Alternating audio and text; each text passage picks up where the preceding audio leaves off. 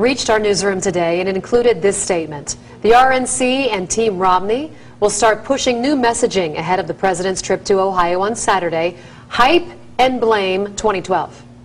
Rather than getting into the hype and the blame issue, there's a bigger one here. How are the RNC and Team Romney teaming up while a Republican primary is underway? Ben has the reality check you won't see anywhere else.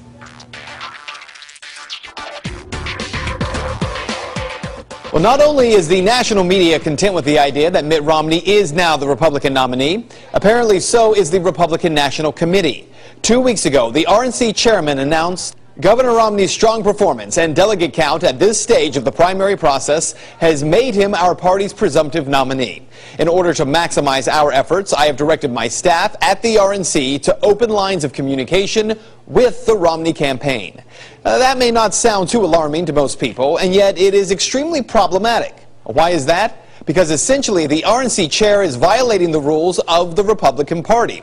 Rule 11 of the Republican Party rules states that the Republican National Committee shall not, without the prior written and filed approval of all members of the Republican National Committee from the state involved, contribute money or in-kind aid to any candidate for any public or party office except the nominee of the Republican Party, or a candidate who was unopposed in the Republican primary after the filing deadline for that office. And clearly, we are still in a primary. It's not up to the Republican leadership as to whether or not Romney is the only candidate in the race, because he is not.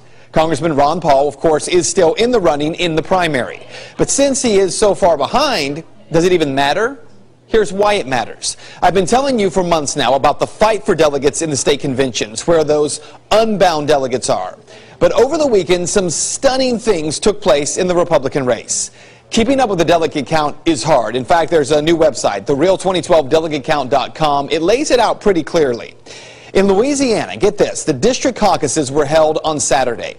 At the district level, 150 delegates move on to the state contest, where they will elect 46 delegates to go to the national convention. Louisiana has bound delegates. And yet, on Saturday, 111 of the 150 district delegates elected are Ron Paul supporters.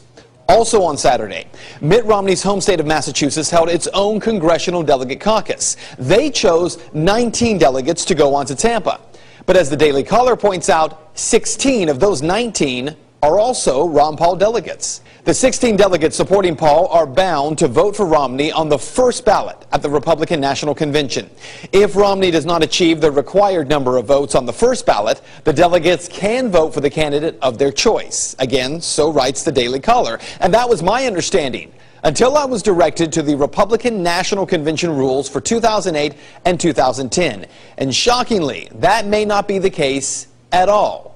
Way down at the end of the RNC rules is rule number 38. That rule consists of only one sentence. No delegate or alternate delegate shall be bound by any attempt of any state or congressional district to impose the unit rule.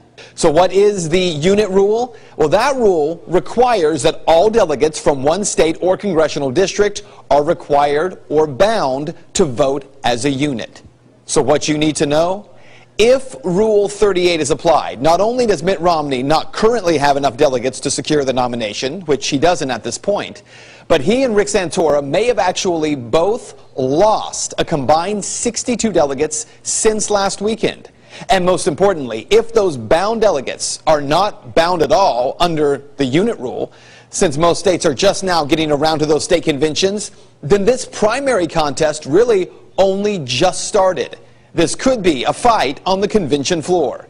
And that is Reality Check. If you'd like to make your voice heard on the story, head over to Ben's Facebook page. You can find it by searching Ben Swan, WXIN.